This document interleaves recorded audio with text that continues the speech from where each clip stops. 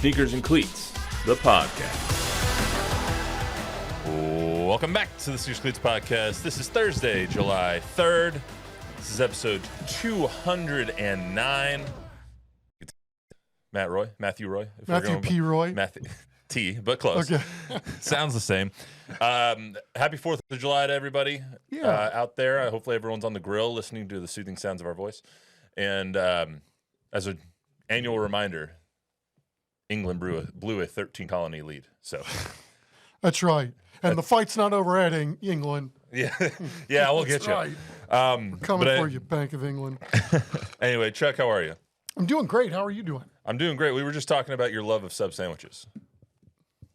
Jersey Mike's. Free plug for Jersey Mike's. Free plug, yes. Every time I see you go get food, though, it's Jimmy John's, it's Jersey Mike's, it's Zito's over here by It's the the great American lunch, is it not?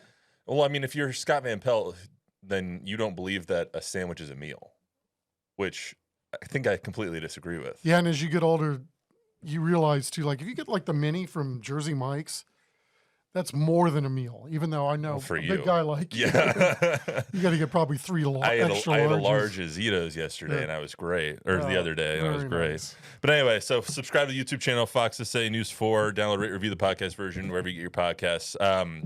Going to talk a little bit Spurs free agency. The Spurs have made one singular move so far in free agency. They signed Luke Kornet to a 4-year, $41 million deal. So good move, bad move. Does it move the needle at all? We'll talk about that. Plus, are they done making moves? They still have 2 roster spots open. They still have about $23 million in room below the first apron to play with. So we'll talk about that. Plus the Giannis of it all. Giannis Antetokounmpo seemingly not pleased with the moves that the Bucks have made so far in free agency, releasing Damian Lillard after his Achilles tear, signing Miles Turner for basically that same contract spot, so spending $50 million a year for the next 4 years essentially on those 2 players, even though one of them is not going to be on their team. So if Giannis goes on the move and asks out of Milwaukee, do we want the Spurs to throw their hats in that ring? Are they saving their assets for something like that? So we'll talk about that. Plus, where do the Spurs currently rank in terms of the Western Conference after the Luke Kornet move with Dallas and Houston? I would say winning free agency so far. Houston is 10 deep and potentially going to be 11, 12 deep by the time the season starts. Plus, rookie or summer league is coming up starting this weekend. So the NBA train continues to move on us. So Dylan Harper not going to play, though. Everyone, RELAX, relax on that one. But we'll talk about that a little bit as well. So let's start with free agency. Luke Kornet. Just making sure you got it spelled right. I never spell it wrong because of Aaron Rodgers now. Okay. He helped me out a long time. A few years ago. RELAX. Relax. How about calling a shot on that one, too? Didn't they win like 7 or 8 in a row after that, too? Yeah, I mean, he was right. He was definitely right. But Luke Kornet is now a San Antonio Spur, or will be on the 6th when they officially sign the contract. They have their backup center now, Chuck. He is a pretty limited sample size for Luke Kornet. He's only made $14.2 million in his career before this $41 million contract, so a hell of a pay raise for the young man. But I say young man, he's actually older than I am. But what do you think of the move when you saw it on Monday?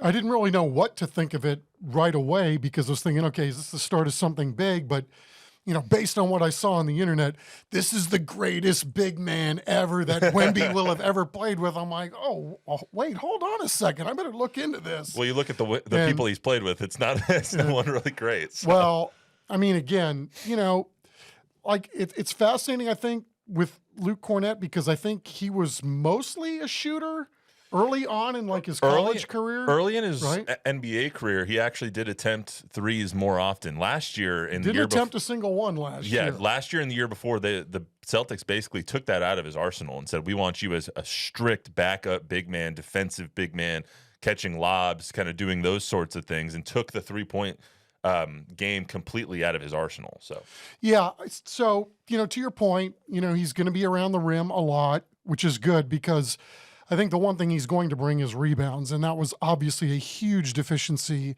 for the Spurs last year. But again, I said this on the night that they signed him. I mean, Spurs fans, let's not lose our minds over this. I mean, this is a guy that's going to maybe, hopefully, play between 15 and 20 minutes a night, a rotational guy, give you some bruiser minutes, and you know, pretty cool that at this stage of Luke Kornet's career, I think obviously based on what the Spurs paid him, there must have been other people on his jock, so to speak. Yeah. Otherwise, they wouldn't have paid him as much as the Spurs ended up paying him. Rumors the Celtics wanted him back, especially after they let Kristaps Porzingis via the trade. So they're a little deficient now in the size department are the Celtics. As far as the Spurs go, I could see them trying to put that 3-point shot back into his arsenal because you need someone who's going to stretch the floor, especially when you have Wemby inside. So if they're going to play next to each other, you want Kornet to be able to shoot that outside shot. If he's strictly, and I don't know the vision for him yet, if he is strictly just only on the floor when Wemby's not on the floor, still a really, really good backup center to have when you don't have Wemby, because we saw the defense take a massive hit once Wemby got hurt and had that blood clot in his shoulder. They basically went from like 6th in defensive rating to like 27th in defensive rating. It was some crazy drop like that. So we saw their defense just take a massive, massive tumble. You need somebody who can step in and not be a sieve essentially on defense when you take Victor off the floor. Victor's going to miss a few games here and there. He's going to only play 32 to 36 minutes a game. You need somebody in those 12 to 16 minutes that can keep the game close and can have a similar kind of role on the defensive end, that defensive anchor. So in that aspect, I really, really like it. The advanced stats love Luke Kornet. All of the advanced stats that ESPN has favor him and put his efficiency rating a little bit higher than his actual efficiency rating. He didn't get a lot of run because they had Al Horford and they had Kristaps Porzingis in Boston. So I would like to see what he is with a larger role at this point. Yeah, a friend of mine put it like this, shout out Rick Romo, that, maybe they're going to ask him to be kind of like the Hartenstein of OKC. I don't think he's as athletic as Hartenstein, but, again, we'll see. I just, again, I try not to let the internet dictate the way you go on certain things, but the initial response on this was, holy cow, we are so going to be hoisting trophies at the end of the year. Yeah, no, take a chill pill on that one. Yes. There's no trophies being hoisted at the end of the year. We don't know yet. But. Nice piece, nice veteran piece, and I'm sure he's going to check a lot of boxes, although he's not going to check all the boxes. But what did we say all summer long so far and all year long? They need somebody big. They need size. They need somebody to take a little bit of heat off Wemby. They can play next to each other. They can play in place of one another. Not saying don't misconstrue what I'm saying. Luke Kornet is not Victor Wembanyama, obviously. But he's a good backup center, and he's someone who can come in, give you 6 good fouls a game. He can get some rebounds for you. He can block a lot of shots. We saw exactly what he could be in that series against Miami. It wasn't Miami. Sorry. In that even against the Spurs. The playoff he series. moves the ball well. I mean, he's a think, get your teammates the ball first kind of guy, So, yeah, I mean, he did well in a larger role this season than he had in the past. But this is Zach Lowe from the Zach Lowe Show, formerly of the Low Post podcast on ESPN. He's now with The Ringer, said some really interesting things, and he loved the signing about Luke Kornet on the 4-year deal. So let's listen to that real quick. I think this is a freaking awesome signing for the Spurs. Luke Kornet is good. Yes. Is he good enough to play 25 minutes for your favorite basketball team in real high-stakes games? Probably not. Is he good enough to play 15 minutes behind Victor Wembanyama doing Luke Kornet things? Abso-freaking-lutely. Can you play him next to Victor Wembanyama a little bit here and there? Absolutely. He's just, he's big, he's gawky, he's goofy, he does funny gestures when he makes free throws, he's a colorful personality. The dude is a good basketball player. He's a very good rim protector. He can finish lobs. The shot that I really would like to see him develop, like a little 6-foot, 8-foot floater. He doesn't quite have that in his arsenal yet. But he's just, he can switch in a pinch and keep some guards in front of him by being big like this. I think this is a meaningful signing for the Spurs. I think this really, he's a fit. And I just I like the summer they've had overall. Yeah, and to his point, I like the signing, and it's a good fit for the team. It's exactly kind of what they needed on this roster. They weren't going to go out and sign a Miles Turner. They just don't have that need. They don't need a center to play 30, 35 minutes. You have Victor Wembanyama. Well, yeah, especially not at the Miles Turner price. Exactly. I mean, what he signed 4-year 107, so that's 26 him. 26 a year, player. 26-7 Yeah. a year.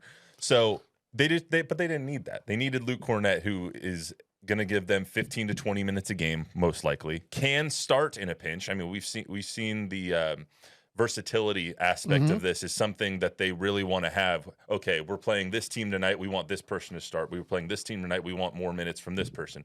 That's something that the mix and match aspect is something that the Spurs have done a really good job of bringing onto their team because of how many guys have the defensive versatility now. So if we saw again in OKC in the finals, they started Hartenstein all year long, and then Cason Wallace is in because of the different pieces that they have and able to match up with. So I like that now, even if you do start Luke Kornet for a couple of games here and there, he's still not going to be a 30-minute a game guy, but you have that versatility now with him.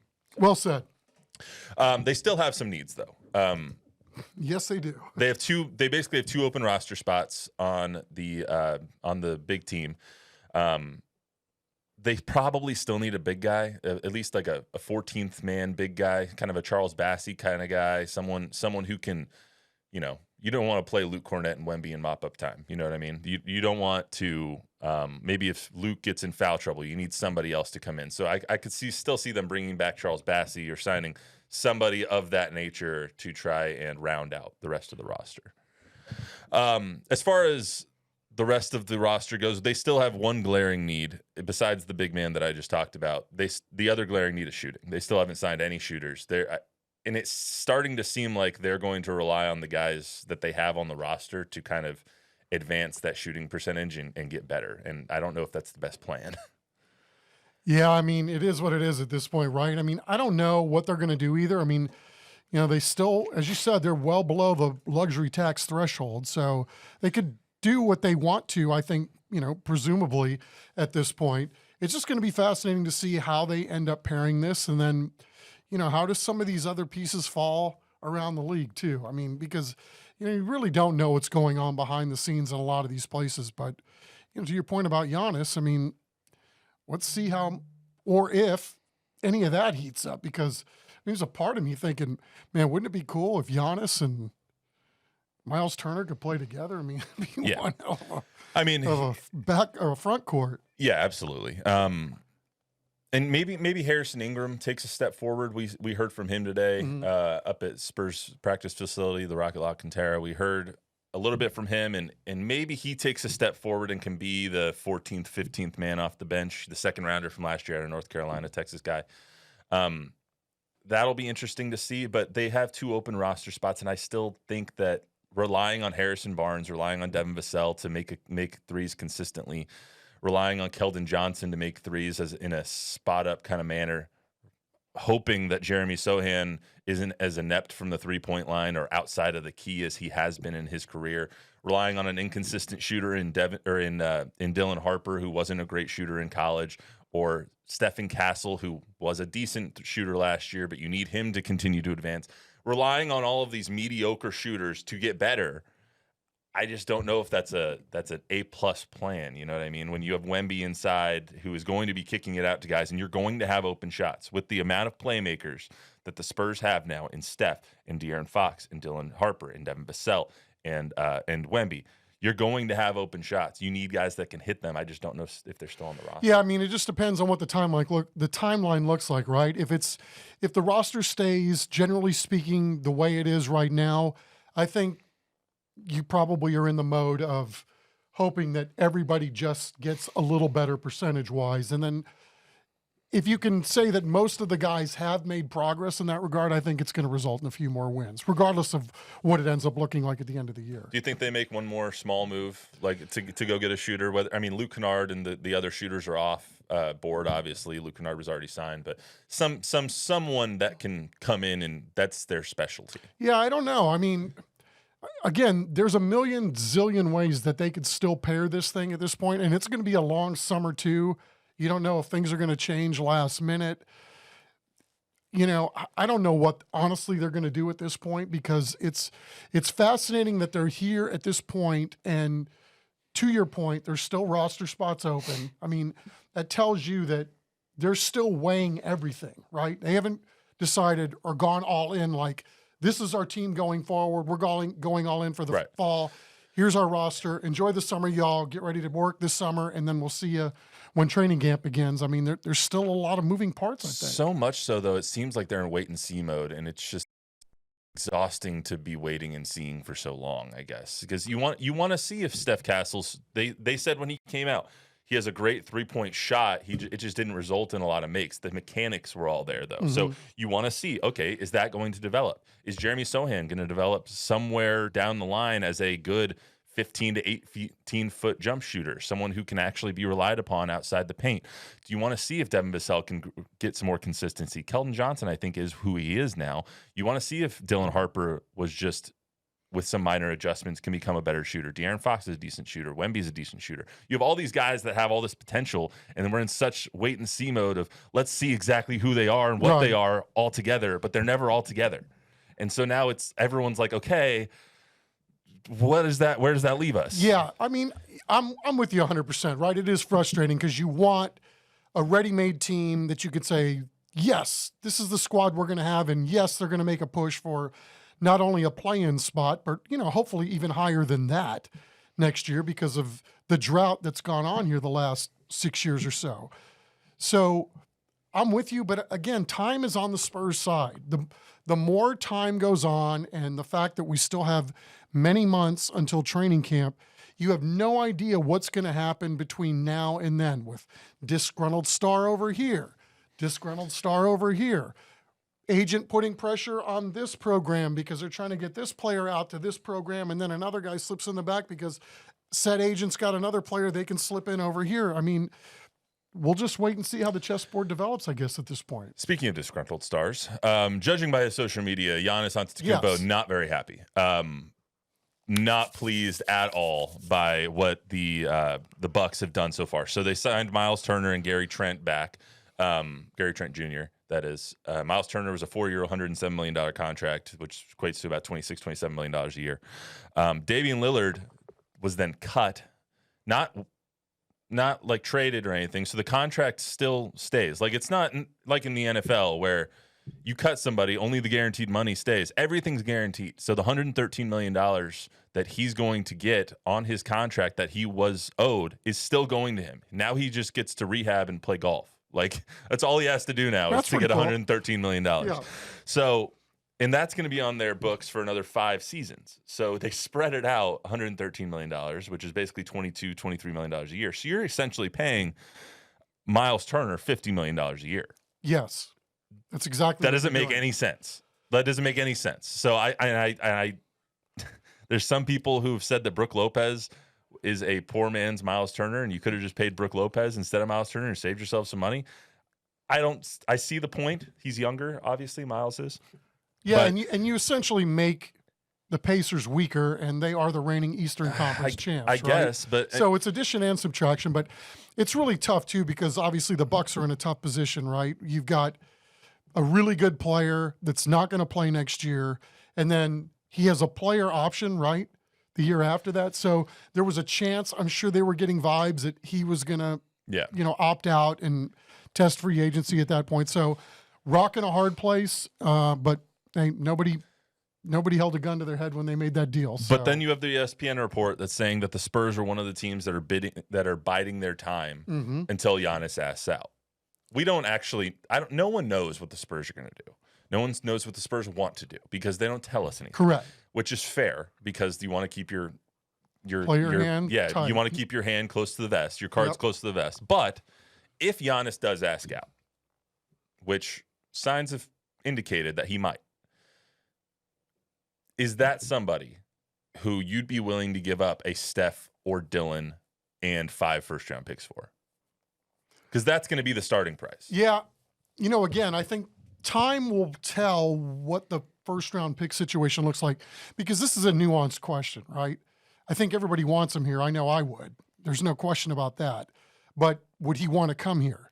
Or does he feel like he would like to go to a team that's more close to winning a title, say New York or name the market, yeah, wherever, right? Yeah.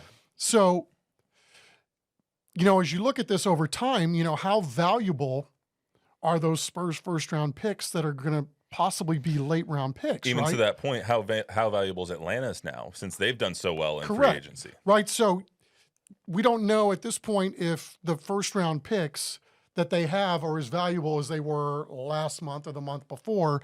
So again, the time thing might work against the Spurs in when it comes to Giannis, but I would give up just about anything on the Spurs roster to get Giannis here. Except outside But of, I'm outside not a of Victor. GM, and I'm again, this is just fanboy me. Outside of Victor.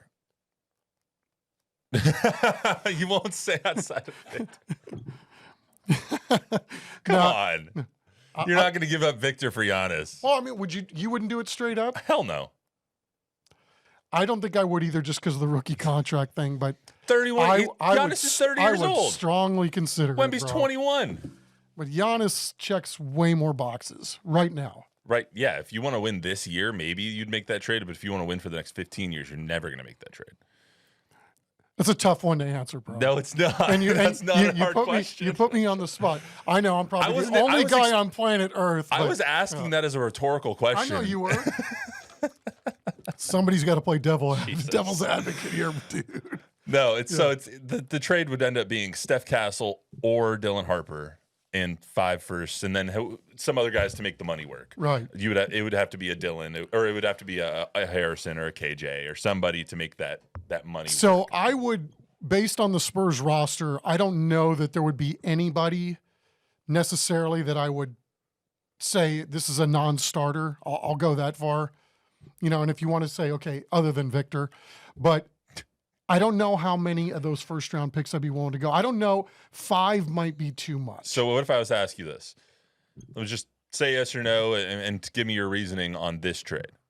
Steph Castle or Dylan Harper. You can mix in whichever one you want. One of those two players. Devin Vassell and Keldon Johnson and 5 first round picks. I don't think I would do it for that much. Not with the 5 first round picks, to me is too much. That would be, I think that's what they would be asking for. Probably so. And there's all other people out there that have reported that they're going to ask for Dylan and Steph, which I wouldn't do. I would almost be willing, personally, I'd almost be willing to give up De'Aaron Fox instead of Steph or Dylan. Really? Yeah, personally. See, I would. I would not do that either. Because I think, can you imagine De'Aaron Fox with not only Victor And Giannis. but Giannis? God. Yeah, dude, I don't know. But That's what's so fun about this time of year, right? We can spitball this until the day we die, and it's super fun. To me, I don't know what those first round picks look like. I don't know if the Spurs value 5 picks like they value maybe 3 picks. Well, it also depends on which picks. Like, they would rather give up their own than give up Atlanta's. Yes. So, but here's the thing. For all the Spurs fans out there listening, 5% chance is what I'm going to give this actually happening. With Giannis coming to San Antonio this year. They're not going to do it. Because if you've heard everything that they've said, and if you've read in between the lines, they want to be Oklahoma City. Mm-hmm. And what does Oklahoma City have? Not a superstar, not a superstar brought in. They have a superstar, obviously, in SGA, who is the MVP and just got the biggest deal in NBA history almost. Well, they traded for him. They traded him for him Right. a year after he was drafted. Right. So it's not like they traded for SGA right now Right. as SGA. He wasn't SGA yet. when they got him. Right. The Spurs want to have a 10 deep, 12 deep roster that can defend anybody, to defend any scheme, run any offense, and be the most versatile and deep team in the league. And that's what they're on the road to. They're not going to make a move for a Kevin Durant, obviously, or a Giannis Antetokounmpo, or somebody who hampers the ability to be versatile. And so they're just not going to do these trades. It's fun to talk about because I would love to see Giannis in a Spurs uniform next to Victor, next to De'Aaron Fox, next to Steph Castle, maybe without Dylan Harper and without Carter Bryant, because you're going to have to give something up for him. So I would love to see it, but it's just something that they're not going to do. And it sucks that they're not going to do it sometimes because they have so much ammunition. Again, because you don't know what's going to happen with Milwaukee, right? Like, what if all of a sudden the asking price isn't all those draft picks? It's a salary dump, and you're trying to get back, if you're Milwaukee, as much as you can. We don't know what this is going to look like as it plays out. And then to further the point, we don't know that then Milwaukee jumps in. I mean, New York jumps in, or another team, and actually has more assets. Again, we just don't know what this is going to look like. But the Spurs, to their credit, we've said it once, we'll say it a million times, they've given themselves multiple options to sit back. They can play the long game, or if Giannis falls into their lap, similar to what De'Aaron Fox did, then by golly, maybe you will have a move. What's Giannis's contract status? He makes 50-something million a year. Yeah, but how much longer? I think 2 more years left. That's what I'm looking at So, real quick. he's not going to kill you in that regard. I mean, it's not going to be fun to have that plus De'Aaron Fox plus Wemby on your team. I mean, that's $175 million right there. Well, either way, it's fun to talk it's about. pie in the sky until it actually happens. Right. But it would be more likely instead of this offseason that the Bucks trade him mid-season, and the Spurs might be more willing to do it mid-season before the All-Star break like they did with De'Aaron Fox, because at least at that point you've seen Dylan Harper on the floor, you've seen Steph Castle on the floor, you've seen De'Aaron Fox, and you've seen Wemby, and kind of how those pieces might seem to mesh together. So at least to give them a little bit of a runway to develop some rapport, I guess. Yeah, I'm with you. Ultimately, probably not going to happen, but it sure is fun to spitball. It is. Let's get to the Summer League stuff here just for a second. Dylan Harper ruled out of the California Summer League with a minor groin strain. I saw on social media when that happened on I think it was Tuesday when that came out, when we went there for sound and all that stuff. You would have thought that he got his leg amputated, man, from Spurs fans on social media. You would have thought that Dylan Harper's career was over because they were pissed. They were like, "Are you serious? We drafted somebody who's already hurt." Like, and I get it, but because it's on brand, right? Yeah, well. I mean, like Aaron Rodgers said best, RELAX. Right. Relax. It's the Summer League. No, I know. They did the same thing with Victor didn't play in California, and then he ended up playing in Vegas. But it's load management in a 19-year-old, so you can understand. It's not a load management. If you're hurt, you're hurt. Of course, but did you see the video of him working out on the side? It looked like that coach was going at him pretty hard. But it's pretty different than an question. actual NBA game There's where no you're question. cutting Look, and going I'm not everywhere. saying that they should run the guy out there if there's anything going on this summer. But if you got the number 2 pick in the draft, I think ultimately fans want to see what the guy looks like against other summer campers, at least at this point. Yeah, but Summer League isn't for Dylan Harper, and it's not for Carter Bryant. It's for it'll be for Carter Bryant, bro. It might be for Carter Bryant, but it's for those last 2 roster spots. It's for guys like Harrison Ingram, for Riley Minix, for Duke Johnson Jr. or whatever his name is, Duke Davis Jr. To make those last 2 roster spots. I think that's the holdup with those last 2 spots in free agency is we need to see exactly who might be on the roster and who's going to Austin.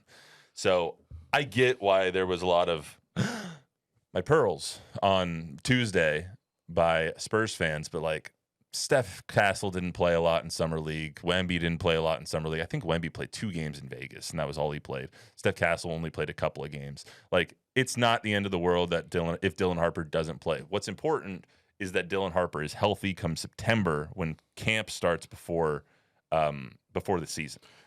And because he needs to get adjusted to the NBA speed. He's got to get adjusted to playing with his teammates and Wemby, and it's because it's a different game. He didn't have those guys at Rutgers. He didn't have those guys in high school. He is no longer. It is a different.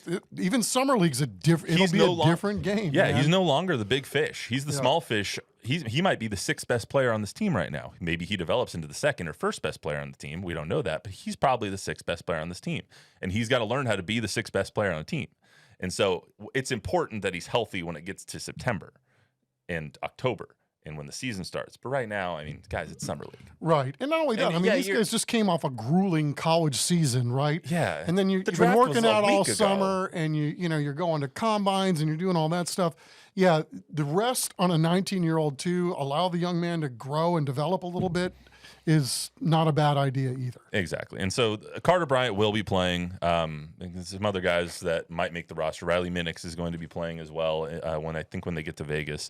There's some people holding out hope that he can be that kind of knockdown shooter for the Spurs. But I really loved what Carter Bryant said on Tuesday about his defense and how he's going to shave out his niche on this roster and how basically his path to playing time. So let's hear that. One thing I just want to bring is the physicality. to the defensive side of the ball, being able to guard multiple positions, know guys' tendencies, being able to keep them in front of me, guard multiple actions and make multiple efforts, I think is a big thing for me because, like, everybody wants to score the ball, but, like, how do I separate myself? How do I get those early minutes? How do I find myself on the floor? So I think defense in terms of that is just something I could do to get on the floor. If you covered him up, distorted the voice, and just told me the word or just showed me a transcript of the words, I would think that was Lou Dort saying that. I would think that it was Greg Popovich saying Yeah, that. same kind of mindset, right? Yeah. You got to do what you got to do to get on the floor. Yeah. And if you're not going to be a 20-point, 25-point a game scorer, you got plenty of those on this team that can go do that between Fox and Steph and Wemby and everybody. He knows that to get on the court, you got to play really good defense and you got to make some threes. I like them kind of throwing out some grandiose things too, talking about he could be the guy that takes the other team's best scorer and guards him every moment of the game. I mean, so they obviously see something there, and if that's what his base is, then you can work on the other things too. But yeah, this is the football equivalent of special team, right? You're trying to make a ball club. If you can play special teams, you've got a pretty good chance of making the team if you can show anything else on either side of the ball. Exactly. And if Carter Bryant's the guy, the Alex Caruso, the Lou Dort, the guy that will put his life on the line for a loose ball and dive into the stands and do whatever he can to be the effort dude, the dog mentality that he keeps talking about, that kind of pest on defense, I love it because they need that guy. They don't have that guy. Steph Castle is a very good defender. Yeah. But they don't have that kind of lockdown, I'm going to take that guy out of the game. I think Jeremy has some of that in him too, and he shows flashes of it. But yeah, I mean, you can't have too many guys like that got and Keldon too. You got little JYD in him. But if he does that, he instantly puts his name into the rotation. If he is able to knock down threes at a consistent rate, at a 35-40% rate, and play good defense, good, solid defense, he locks himself into 15, 20 minutes a game in the big club. And shares the ball. That keeps your name out of Austin. You know, that keeps you in San Antonio and not with the Austin Spurs if you're able to do that kind of stuff. And so I am excited come Summer League this weekend and next week to see him do that. Because I am too. I watched him a little bit at Arizona, but as an Arizona State guy, I tried to keep Arizona off of my screen. So I didn't watch that much of him. But he is a good defender. And so I'm excited to see that. Anything else you're excited to see in Summer League before we get out of here? I'm curious, they bring guys in, veteran guys, and you look at some tape, like Dexter Dennis is a prime example, right? This is a kid that played, I say kid, he's like 25 or 26 now, but, he played at Wichita State. He was an all-conference, all-defensive player. This guy looks like he can shoot. He transferred to A&M, and last year I think he played in the Kings for their G League team. But this guy looks like he's got a good feel for the game. He's a decent defender. He's a decent shooter. I mean, these are the kind of guys, you never know, especially when you have a young roster like the Spurs, that somebody's going to catch their eye or make an impression on them. And I'm wondering if he's going to be one of those guys. Again, we all watch cut-ups. The sad part about cut-ups is that if you watch a 48-minute game and you're watching 5 minutes of tape, that means, how much are you actually seeing of the guy when it's not on tape? So, I think that's the fun part about this time of year, because all these guys were really good in college. All these guys were really probably great in college. And then, what are they doing? Why have they knocked around? Is it just haven't had an opportunity, or, you were on a loaded team? You were on a team with a younger roster that already had a bunch of draft picks on it? That's why this is always a fun time of year for me. Spurs fans, there's three guys you need to watch on the Summer League roster, besides Dylan Harper, obviously. Carter Bryant, Riley Minix, and Harrison Ingram. Those are the three guys vying for those last two spots, basically. Actually, Carter's going to make the roster most likely, but those two guys, Riley and Harrison, are both vying for a roster spot. And so I would love to see either of them kind of take the Summer League by storm and win that roster spot and be on the big club come guys with contracts have a unfair advantage at this point of the season. But you never know. You never know with Summer League. You never know. Someone might pop off and get themselves a roster spot in the contract. So you never know. I mean, Riley Minix, we didn't know him last year until he kicked ass in Summer League. I've said Riley Minix's name more on this podcast than I have Julian Champagny, who has a contract and is on the roster, which Sorry to Julian. I keep forgetting about that he's on this 13-man roster that I am kind of putting together for the Spurs here. So anyway, that's all we got for you today on the Sneakers and Cleats podcast. Remember, download, rate, review, subscribe, give us a 5-star rating, tell a friend, tell an enemy. We will be back on Monday, and by then we will actually have Summer League game footage to talk about. So happy that's going to be here, and we will see you then.